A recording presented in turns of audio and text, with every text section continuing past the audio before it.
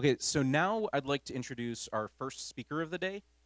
I met Adrienne when she was an attendee at PyOhio 2015. And since then, I've had a chance to see her talk at a few different conferences around the country. And I always leave her talks feeling really inspired, especially to just be my authentic self. So I can't wait to hear what she has to say today for us. So she's gonna talk about her professional career in her talk, so I'm not gonna spoil that. So everybody, please welcome Adrienne Lowe. Can you hear me? Great. And got those slides up. Dave, you are lightning fast. Thank you so much. All right, do something here. OH? Thank you. That was wonderful. I'm so proud to be here in Ohio, in Columbus, here at the Ohio Student Union. Everyone I have met has been so kind and hospitable. Midwest hospitality is something that I really love. I missed it. I lived here for a few years, but I'm so glad we're getting to experience it together. Thank you, PyOhio, the organizers, volunteers, sponsors, for making this happen for us. It is a free conference that is not free, as Dave said. And thank you to Dave for inviting me to speak, to the committee for having me. It's a tremendous honor to be here. So my name is Adrienne, and 4 years ago this month, I took a very hard and deliberate U-turn with my life. I went from working a dead-end job to learning to code, from learning to code to getting a job at a tech company in support, from working that job in support to being promoted onto an engineering team, and then again working as a developer, and now leading a team of engineers as director of engineering. So 4 years, those things. And you know, life happened in between. So today I'm going to tell some stories that I learned from those transitions. I'm going to talk about behaviors, beliefs, attitudes, and practices that I learned and used to keep moving forward. Some of these behaviors, beliefs, attitudes, and practices I'm still using today. And some of them I left behind for some reasons you'll soon hear. All weekend, you are going to hear inspiring tech talks from interesting folks in our field, and I am super pumped. I can't call out specific talks that I'm excited to hear, but the multi-track nature of this conference makes it very hard to choose. Wherever you go, you're going to have a great time, and you're going to learn something. Thankfully, the sessions are being recorded, where the speaker gave permission, of course. So my talk is also a technical talk, but instead of being centered around a bit of code I wrote or a library I find cool, it's going to be centered around stories. This was one of my favorites when I was a kid. Stories of those transitions, those practices, and those beliefs. There's adventure and glory. There's despair and pain. What I hope to show is that these things coexist. And by being present with all parts of your experience, you can be successful and grow in your career. Above all, I hope you learn something useful today. I hope you hear something of yourself in these stories. So here's the show of hands part of the talk. If you're comfortable and able, and leave your hand up. Is anyone here learning to code at any level? Is anyone currently working? Leave your hand up. Is anyone currently working in support or a non-developer job? You are not a developer. Leave your hands up. Leave your hands up if you said yes to the first thing. So we're going to be getting some yeses, I think. Are there any managers here? Some hands want to come up. See a manager there. Do you contribute to open source software in any way? Is that a passion? Are you creative? Do you consider yourself a builder in other ways? Do you woodwork? Do you cook? Do you sing? Do you play an instrument? And if you don't have your hand up yet, raise your hand if you just consider yourself a curious person, somebody who likes to learn. All right, so the room's hands are up. Successful. This talk is going well. All right, put your hands down. I'm with my people. If on the off chance you did not raise your hand for one of those, please give me a chance. We are going to have a lot of fun this weekend, and I'm going to share some ideas that are going to put you in a curious and collaborative and community-focused frame of mind while you're here with your community. So as you listen to my journey this morning and engage with other speakers at PyOhio this weekend, I want you to start thinking about your path. I want to start today with why you are here. What led you to PyOhio today? What series of events had to occur to put you in that seat where you're sitting right now? What decisions did you have to make with your career, your family, your training that got you here today? What kind of support made it possible for you to be here today? What kind of family support did you have? What kind of work support, financial support? Why are you here at PyOhio when you could be anywhere else right now? So think on these things in our time together today as I share about my path and how it's changed me and how I've allowed myself to change with it. Think about your own successes and challenges as I share how to be present in each of life's stages, how to fully feel what's going on around you, and to learn from it. Let yourself begin to wonder about what these things might be teaching you. By opening up and sharing what I've experienced and learned, I hope to show you just how valuable and clarifying it is to do this exercise. I want you to take time to think about how your path has changed you and helped you grow into the person you are and want to be. And as you're listening to the talks and meeting new people this weekend, I want you to start to think about how you can set clear and descriptive goals for yourself, how you can dream new dreams starting this weekend. I want you to begin to think about the practices and behaviors and beliefs that you've been carrying with you.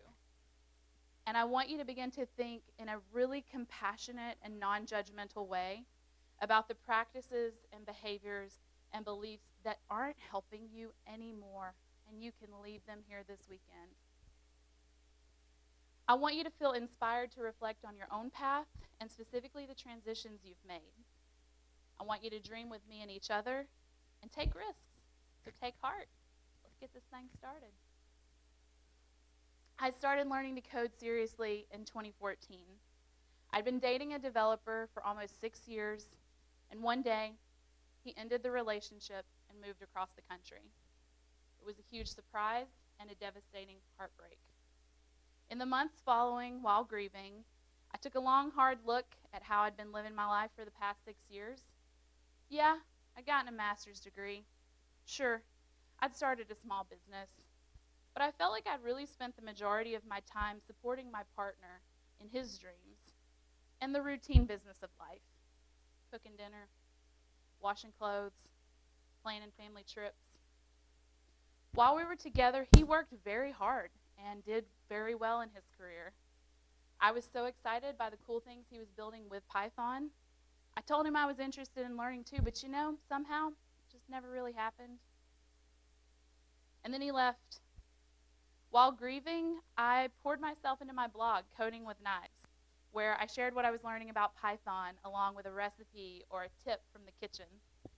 It was really comforting to write a blog where the focus was both on this scary new thing, coding, and something I'd already mastered, cooking. I'd been doing that for years. I'd opened a catering company. I'd worked on a line. I'd worked in tons of restaurants. So that was an early lesson I learned. When you're learning something new, it's so easy to feel overwhelmed by everything you don't know. So take comfort and ground yourself in who you already are and what you've already done. When every error message seemed to scream at me, you have no idea what you're doing, I gave myself a reality check. You learn to cook, and you are a great cook. You can learn to code too. So blogging was a super fun distraction in a traumatic time. It helped me feel less lonely. It reminded me that I had people who cared about me. Maybe you recognize some of these folks up here. These people, this community, this was the key. Back then, I didn't know how to code, but I knew how to build community. Something a lot of folks don't know about me is that I spent 3 years in the Midwest working on a master's degree in religion. The focus of my research was on interfaith dialogue, interfaith interaction, the interaction between people of different faiths and people who don't profess any faith at all. My mission was to bring these people together around shared values. Of course, the shared value I emphasized was hospitality and sharing food. No surprise there. It turns out, as I was reading all of these sacred texts and teachings from different faiths, everyone has something to say about how important it is to be hospitable to others and how important it is to build relationships around sharing food. So I took this further and said, if you can come together over food, you can come to know each other as people. And if you come to know each other as people, that is the beginning of peace. Of course, the shared value I emphasized was hospitality, but I was promoting peace. I knew from my experience bringing together students of different faiths and no faith at all, that I could put those same ideas, those same skills to work, bringing together developers, building a community. My blog helped me build a community. Writing online helped me meet people all over the world, and this is actually a picture from when I went to DjangoCon Europe in 2015. They found out about me through my blog. But blogging was only one way of building community. I needed to get out into my local community. I needed to talk to developers in Atlanta and work with them and learn from them. So I started by attending PyATL, Atlanta's popular meetup for Python developers. Has anyone been to PyATL? Yes? One hand over there? Cool. It's a big one. It meets in a tavern, and there's usually about 50 people there. It's not as big as some of them, but it's still quite good. The first time I went, I was one of maybe one or two women there. But biting the bullet, as I do, I walked right up to a table in the back, and I introduced myself. These folks, it turned out, were PyATL regulars. And I felt like every single one of them asked me the same question, but with different words. Why are you here? So pro tip for everybody, if a new person shows up at your event and the first thing you do is ask them why they are there, it is not the most welcoming gesture. Yeah. There are different things you could say, and I encourage it. But I smiled to this, and I mustered my courage back up, and I explained, rather breathlessly, I'm here because I want to learn how to code, and I want to learn how to code because I care about open source, and I care about open source because I want to build something that other people can use. Okay. So you see, it had been in that grad school computer lab at that little grad school in the Midwest, that tiny little school, where I had encountered open source for the first time. We were this small Quaker seminary in rural Indiana, but we were running Ubuntu in the computer lab. Like, rad, right? Yeah, we had cool folks on our IT team. So the first time I heard what Ubuntu means, people are people through other people, y'all, I connected with that philosophy right away. So the folks at PyATL asked me why I was there, and I told them. Crickets, not the warmest response. What I said was what I truly meant. It was why I was there. But the way they responded to me made me feel like a huge poser, like I didn't belong. A few people were kind, though. My friend Doug Hellman, the organizer, met up with me afterwards to say thanks for coming and to specifically invite me back. So if you are a member of a meetup and you see somebody new, it's a really good gesture to go to that person and ask them how they're doing and invite them back. As for the talks that night, I didn't understand any of them.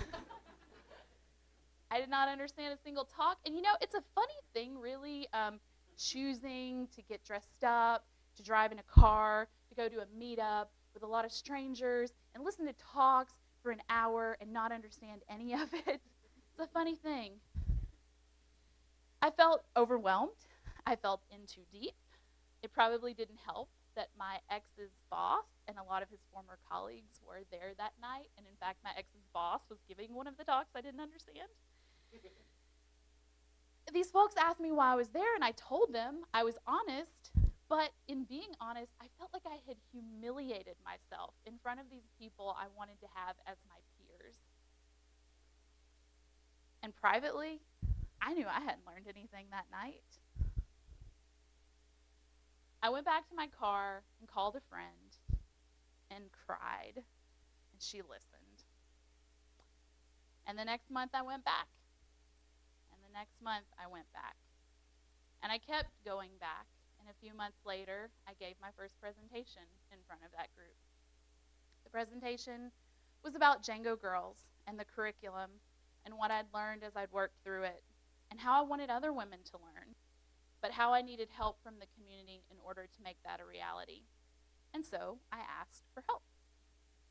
I talked about how I'd been organizing PyLadies ATL because I wanted Atlanta women to have a place to talk about Python together and learn and study with each other. But we needed something more.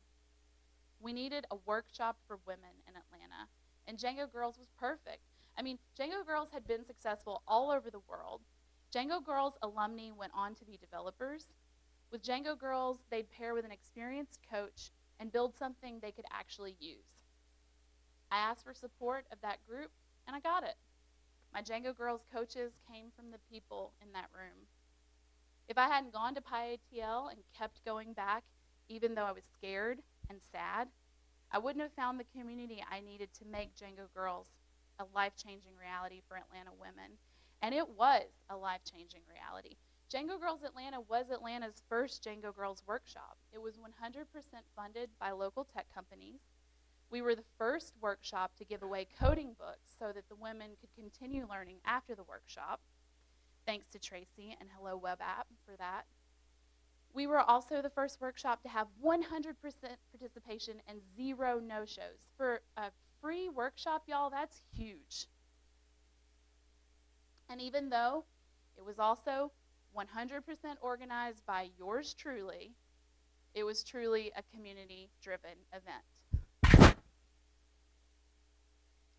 So my personal goal was to make Django Girls Atlanta the friendliest, most supportive, and most caring introduction to code that these women could have.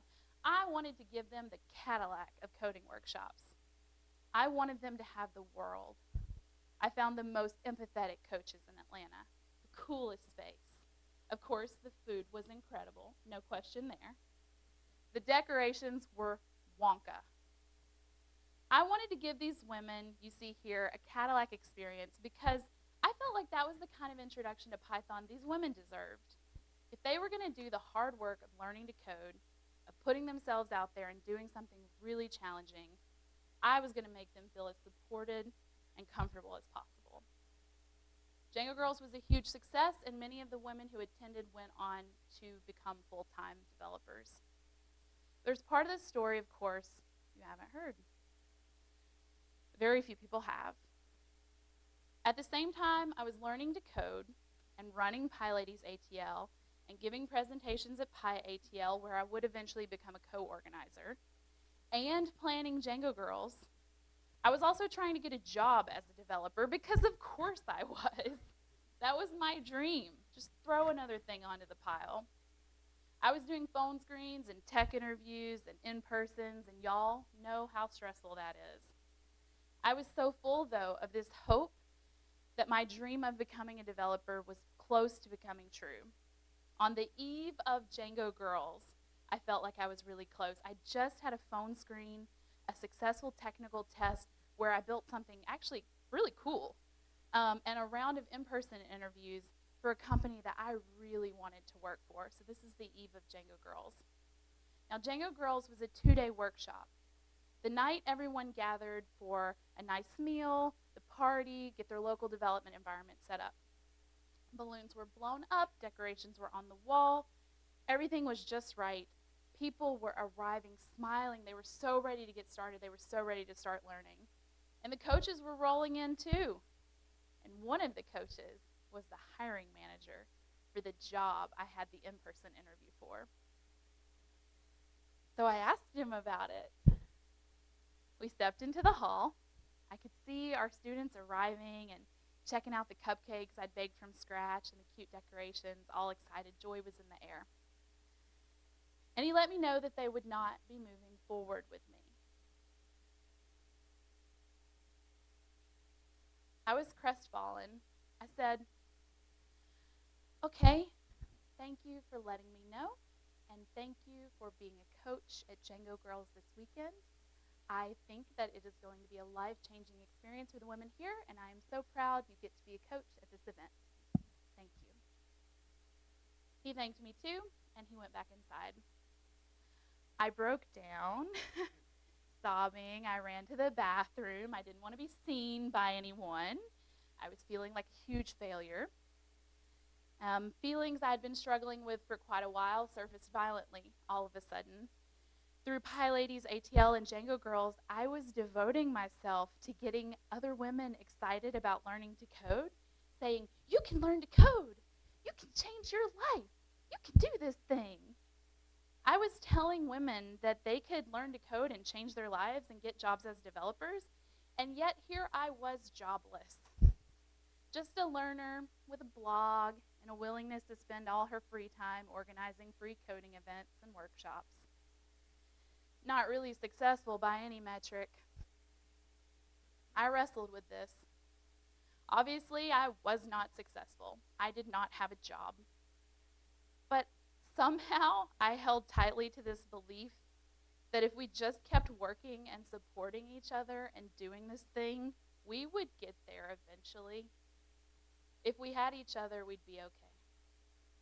So I dried my eyes, I went back into the workshop, and I gave the women that Cadillac experience. We had 2 wonderful days together. I checked in with each of them. How are you doing?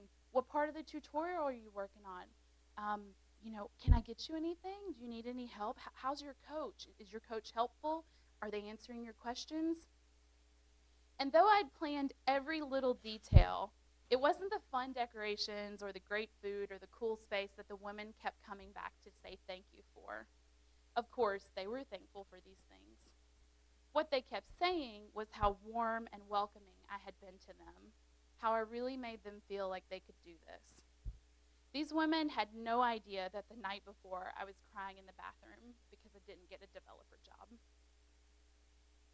But I don't need to feel conflicted about encouraging others to pursue something I hadn't yet done. The problem was merely an opportunity to be honest with other people about just how hard it really was to go from being a self-taught developer to getting your first job. And by being honest, I could build an even bigger community. So I became an early advocate of talking openly about just how hard it is, of using frank language with people about how painful it can be, how isolating it can feel, how vulnerable you can feel asking for help. And because I started to say these things, other people started to say them too. It's so very important to be supportive of the courageous people who decide to do this very hard thing. So many people related to this message. Lots of people spoke up and started talking maybe for the first time about how hard it had been for them. People who were struggling heard that, and they felt consoled. They felt comforted. They didn't feel as alone anymore. More people felt willing to take the risk to start learning to code, and so our community grew.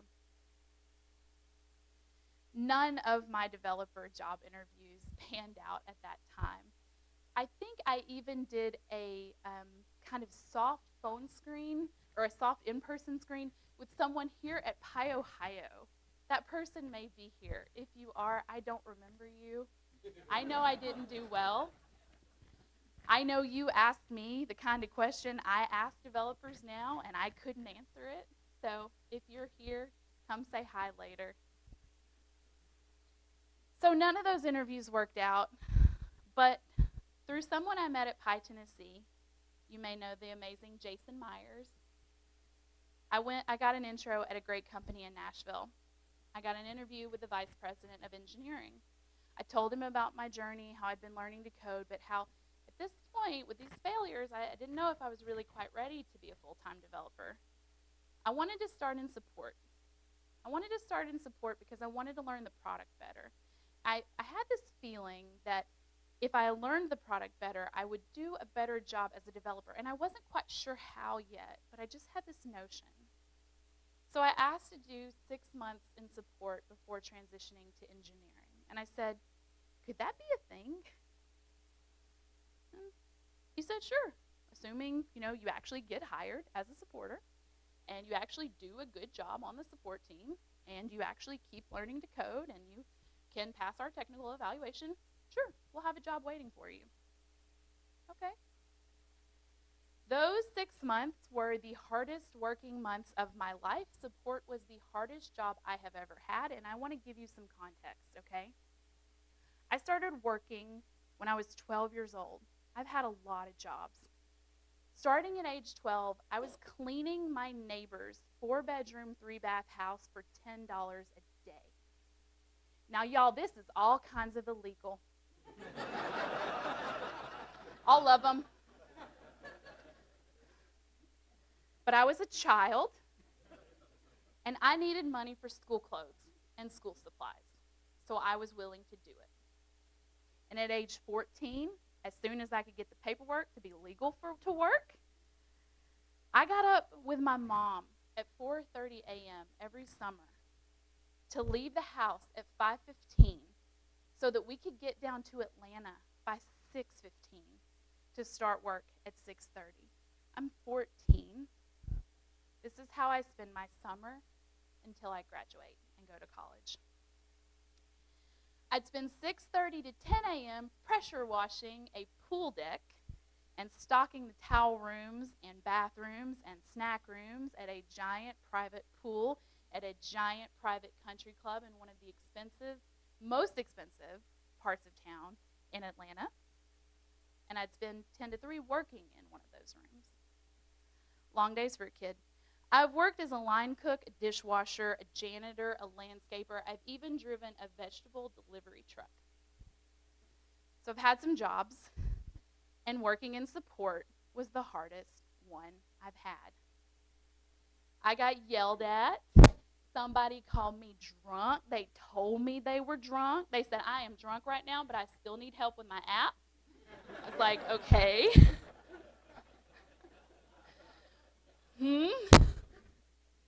The hours sucked, and the breaks were short, and all your time had to be accounted for. I went home exhausted every single day, and after 8 hours on the phones talking to strangers, I just wanted to zone out, y'all. I watched a lot of TV at that period in my life. But you know, it was also one of the most rewarding jobs I've ever had, surprisingly. Even for the drunks, I developed empathy for these users. Day in, day out, I listened to how they were really using our product, what their true pain points were, what they actually called that little widget that we designed to do the thing.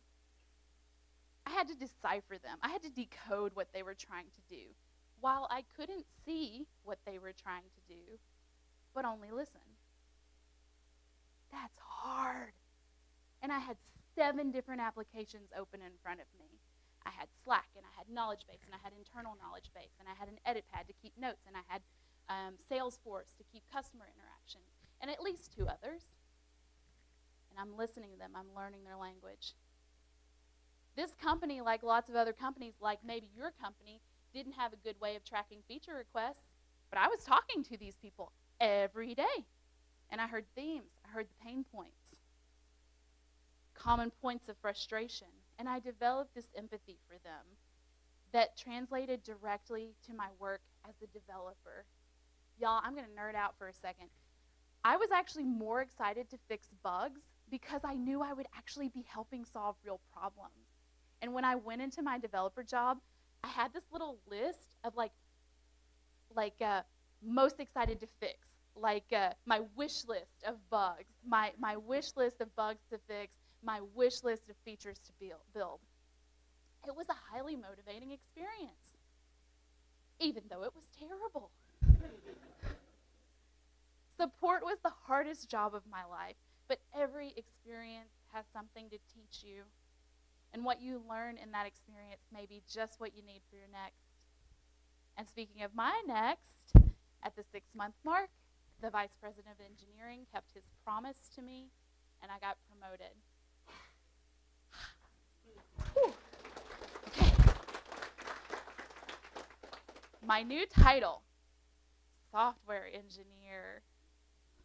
Ooh. My new salary, picks jaw up off floor. Support salaries are not great. Developer salaries are. And my new team was so excited to have me because they'd heard about this energy I had developed in support, this empathy for the user. They were excited to have that on their team. My team was waiting for me. I was over the moon. Time to get to work, yes? Not so fast. My new position would not be without its challenges. I want to tell you a story of a time I had to make a change. Make a change was literally the instruction. I had just joined the engineering team as a developer, and I was working through our onboarding repo. I had learned a lot. I was doing different coding activities, really getting into our environment and learning about the tools we were using and what we were trying to do and how we were trying to do it.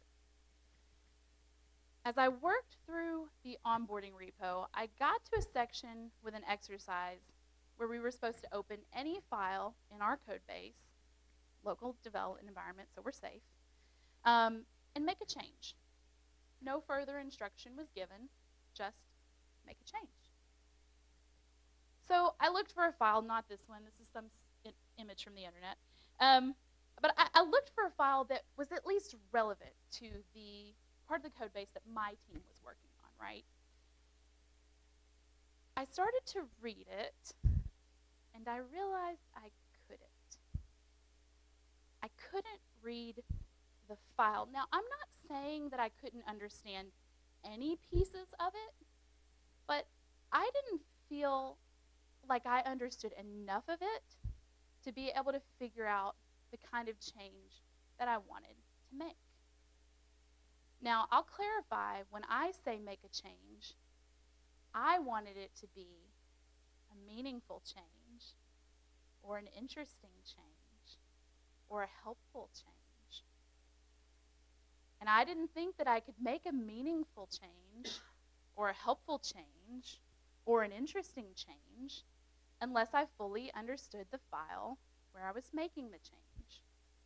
And not only the file, but everything within it, because of course that code touched other pieces of the code, which touched other pieces of the code. So for my change, I actually wanted to be able to trace down just as far as I could what my change would impact. And not only to know exactly what my change would do and how much it would impact, but I also wanted it to be meaningful. I wanted it to be helpful. I wanted it to be interesting. So my instruction was to make a change, and yet I layered on all this other stuff that wasn't included. I wasn't asked to make a meaningful change, or an interesting one, or a helpful one. I wasn't even asked to understand the file where I would be making the change. But oh, how I wrestled with this. It wasn't enough to make a change, I told myself. This was my chance to show my team that hiring me was not a mistake, that I could do interesting things, that I could do helpful things, that I could do meaningful things.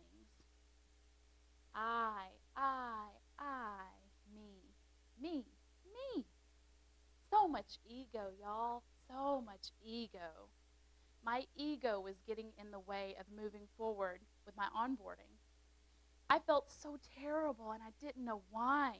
Why can't I just make the change? So I did what any sensible developer would do. I went to the bathroom and cried. I cried because I so wanted to be seen as a useful developer, as someone who could do interesting and helpful and meaningful things. And because I couldn't, I really let myself have it. I told myself all kinds of horrible things. You don't deserve this. This was a mistake. You shouldn't be here. You should just quit your job. Well, I couldn't stay in that bathroom forever, so I dried my eyes and went back to my desk. And my helpful colleague Jackson checked in with me. Jackson, he was so good at checking in on me. I guess I just went for it. I said, Jackson, I'm to this part of the onboarding repo, and I am just stuck. And I'm embarrassed to tell you this, but I've probably been stuck for like 2 days, and I haven't told anyone. He was so friendly. He just wanted to unblock me. He said, what's going on?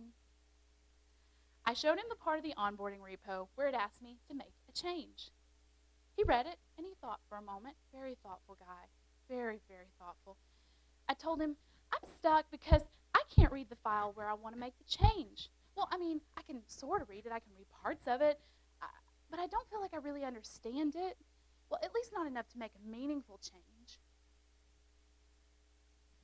He took a look at the file. He shrugged sweetly. I can't read this either. Wait, what? I was stunned. You know, my colleague with this CS degree and from this prestigious college with all this experience can't just open up some random file and read it like a book? No, I can't read this either. So why don't we just try deleting a line? He pointed. How about that one?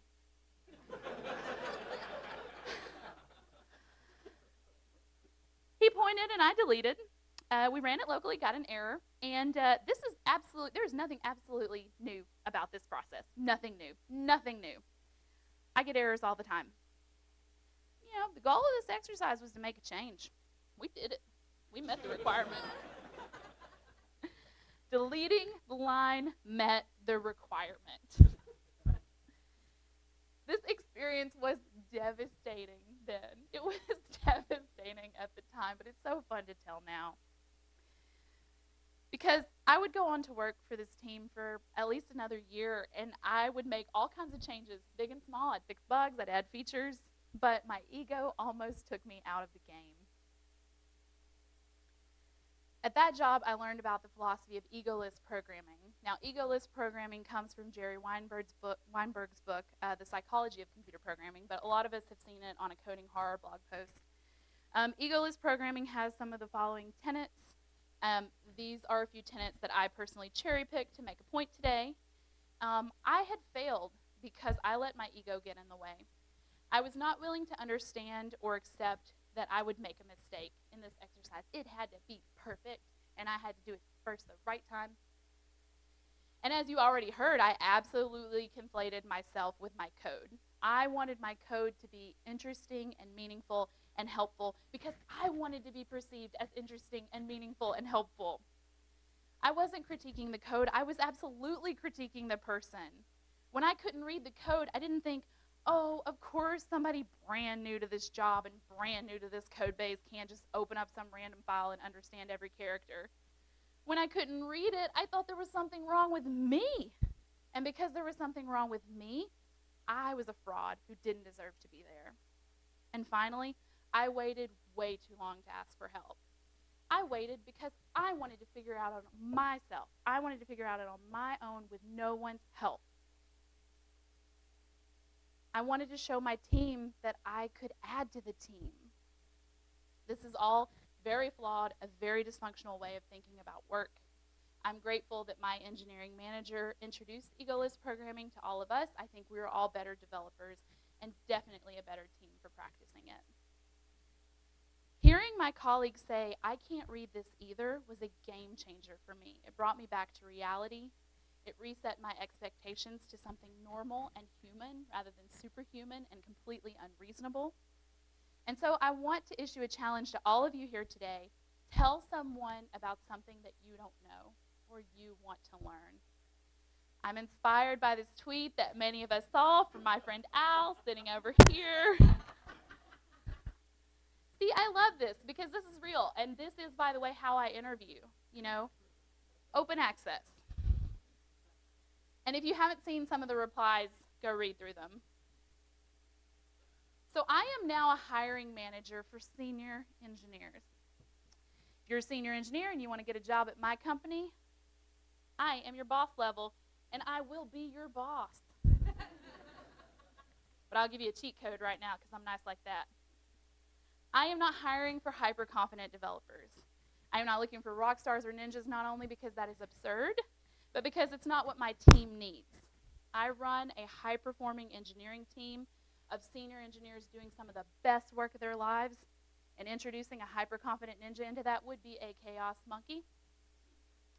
Instead, I have been carefully building a team of people with these qualities. And this is what we say we want. Most of us here work at small to medium-sized companies. We should start asking for what we want. It's okay to ask for what you want and to work a different interview process. You have creative control. The power's in your hands to change it. I'll finish by saying be the developer that you want to work with. You've heard be the change you want to see. Be the developer you want to work with. If you want somebody to be kind to you in code reviews, be kind. If you want somebody to have an amazing interview process because you had a terrible one, start giving it to them. All these words I'm sharing with you today are things I tell myself. I need to hear my own advice. I need to dream a new dream, y'all. What happens when your dreams come true? Mine did. It was to be a developer, and somehow, somewhere along the way, I became director of engineering too. I started dreaming about becoming director of engineering after working as a developer for about a year. I saw all these gaps between developer experience and customer experience that I thought I could play a part in filling. So I started writing a job description of how I would do that. Yes, I wrote my own job description, and during a one-on-one with my manager, I handed it to him. Here, this is what I think I want to be doing. It's funny because I called it liaison engineer at the time, and as we read it aloud together, we both had to admit, this is kind of like an Uber manager, like a manager of managers, like a director of engineering. But we already had one of those, and he was a super nice guy, and I didn't want to seem in any way threatening to him, like I was gunning for his job. So we used my term liaison engineer because I wanted to be a liaison between the front of the house, the people who were interacting with the users, and the folks who were building in the back. I wanted to help fill that gap, and my engineering manager listened to me. He heard me. He said, yes, this sounds right. This sounds like you. Let's go for this. Well, it turns out they didn't have that position. They didn't have that position or anything that sounds like it. But they did need a good full-stack developer, so I kept doing that. I stayed in that job, but I still experienced those gaps every day. I still fixed those bugs and built those features that were closest to my heart because I'd talked to the users about them. I had that personal connection, and I wanted to see it through. And even though I couldn't advocate on a grander scale at that time, I could advocate on the scale that I had. So I reminded my team that the things that we were building for people. I dug in and wrote people-focused code. I fixed the bugs and built the features, but the dream was still there. Slowly, it became clear to me that in order to chase my dream, I'd have to leave the company, and this was a very painful thing to realize. My developer job was really good, and in fact, its goodness was one of the biggest barriers to my leaving. I had a wonderfully supported engineering manager. My team always had my back. We were doing interesting things, but my heart's desire was out of scope. I wanted to be a connector of teams, a motivator of people, and not getting my heart's desire was taking a huge toll on my mental health. Now, fake it till you make it is some really great advice that I used for a long time while I was getting started. I heard my friend Lynn Root give a talk in February of 2015 at Eventbrite. Lynn helped me get comfortable with the cycle of breaking things and asking for help and, yes, crying a lot. She helped me understand that that cycle was going to be my life for a while. But eventually, after cycling, I did become successful. I did become a developer. But this pain that I was feeling was new. It was different. This time I couldn't smile and fake it. And the tears were tears of despair, not healthy frustration. When you aren't following your heart, it starts to wear on you. When you do something because you feel like you have to, you get tired. And if you're doing something because you're trapped, you feel trapped, you get scared. We all know this. We don't want to be scared. I was worn down.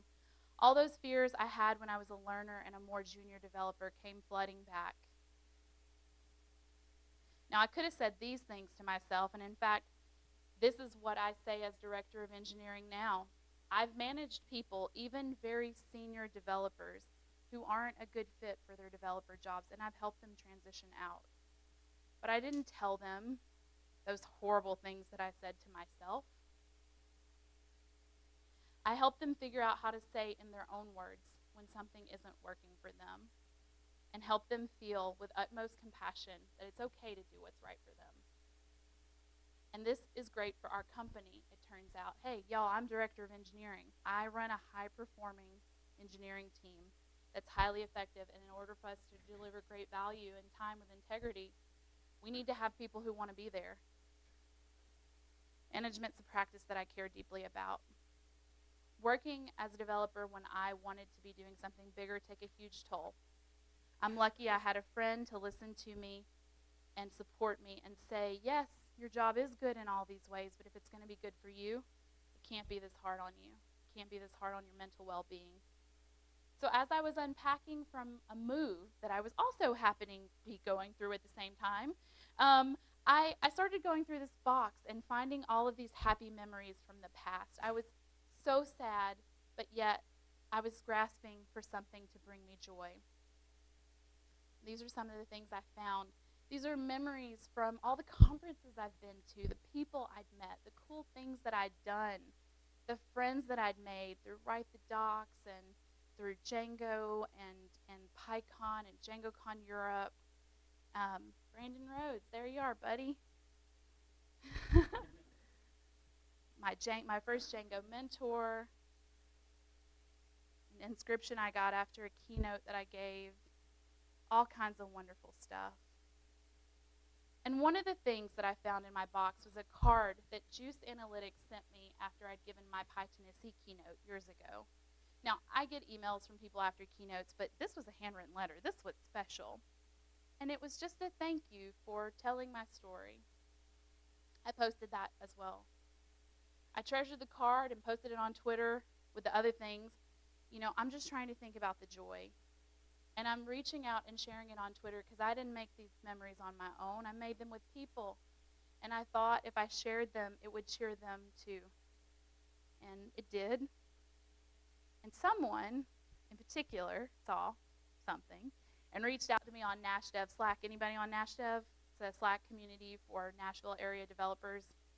They asked me if I'd be interested in talking to them about the director of engineering position they had open.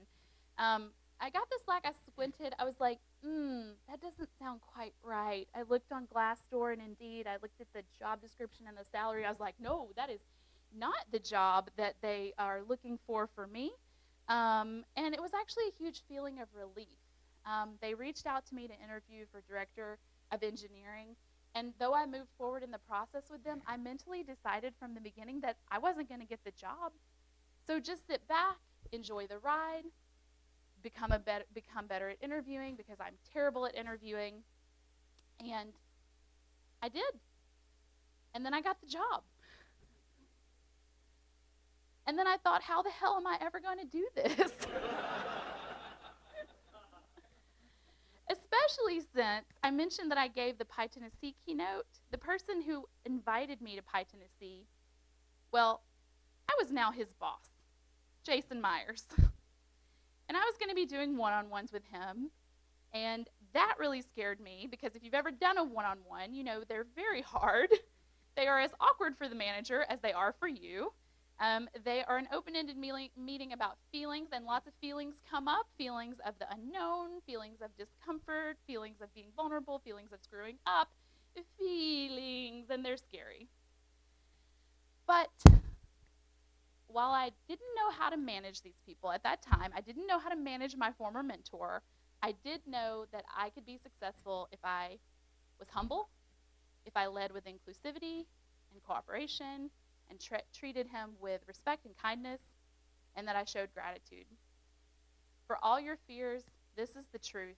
You don't know what's going to happen to you. You will be uncomfortable, and you're not perfect, and you don't need to be. You just need to be honest and be yourself. I embrace this reality. I can't do this, but I'm doing it anyway, and you know what? I had great one-on-ones. As we close, I want to take you back to that sad girl looking through the things in her box, just trying to feel a little bit of joy as she's struggling with this huge decision to leave her developer job. At the end of my first week as director, my boss walked me to my car, and he's not a particularly feely person, but he was talking about how glad he was to have me there. And he told me that he'd seen the tweet that I had made, the thank you note from Juice. It reminded me of how much he enjoyed that keynote and how much he appreciated my attitude of gratitude. And it was the reason he had reached out to me about the job. So I've heard that those of us who get up and give these kinds of talks are saying it as much for ourselves as anyone, and it's true. You couldn't have told the girl that was crying in the hall at Django Girls that she would one day be director of engineering. You couldn't have told the girl crying in the bathroom over making a change that she would one day lead engineers. It probably would have been good for me to hear those things because I would have burst out laughing at you instead of crying. But it's time for me to dream a new dream. When I was learning to code, all I wanted to do was be a developer. And now I'm leading an amazing team. So that's my final challenge to you today. Allow yourself to spend some time this weekend thinking and writing about your own path. In OneonOnes right now, we're doing a series where we talk about our life story, our dreams, and then we make a plan. Give yourself the same gift. Revisit where you have been with curiosity and tenderness. Think about your career, why you changed jobs, how you made the big decisions, what motivates you. Think about the changes you have made, and start dreaming about what life at its very best might feel like, and start making your plans for that.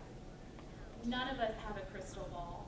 I can't promise you that you'll be wildly successful if you follow my advice, but I can say that honoring and building my community, being ruthlessly honest with myself about where I am and where I want to go, practicing egoless programming, and having an attitude of gratitude have gone a long way in taking this little farm girl from self-taught to support, to working as a developer, to leading a team as director of engineering. I wish you every success. Have a wonderful weekend.